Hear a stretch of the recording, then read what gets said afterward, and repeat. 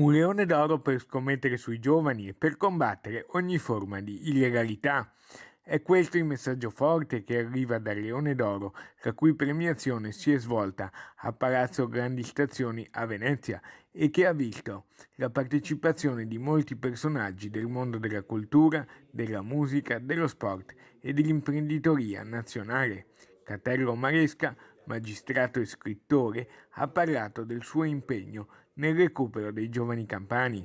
Io credo che si tratti di una mano tesa che consenta loro di aggrapparsi e di uscire da questa strada sbagliata che spesso intraprendono quasi inconsapevolmente. È una opportunità credibile perché possano abbracciare la causa dello Stato e non quella della criminalità organizzata. Ecco come il premio è stato rilanciato a Venezia, nella sede della Regione Veneto. Penso che sia andata molto bene anche perché abbiamo premiato personaggi nei vari campi, sono personaggi veramente illustri, nel campo della musica Mogol, nel campo della giustizia il dottor Catello Maresca, noto magistrato ma anche uomo di umanità, uomo disponibile verso i giovani che sono veramente disastrati dal punto di vista familiare.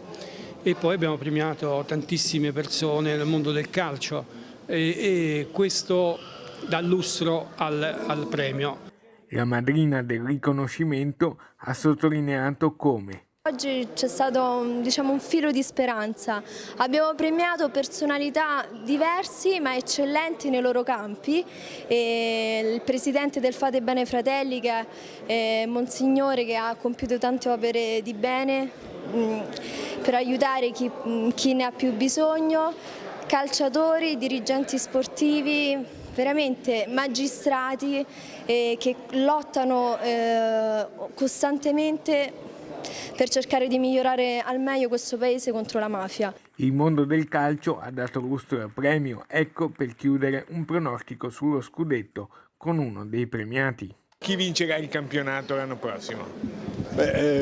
Quest'anno credo che sia più equilibrato, che la Juventus abbia un avversario vero rispetto agli anni passati, che è l'Inter, però da non sottovalutare è l'Atalanta, su questo penso che non ci siano dubbi, anche perché sta dimostrando di crescere l'Atalanta, anche come mentalità, e il percorso fatto in Coppa dei Campioni credo che le sia stato molto importante.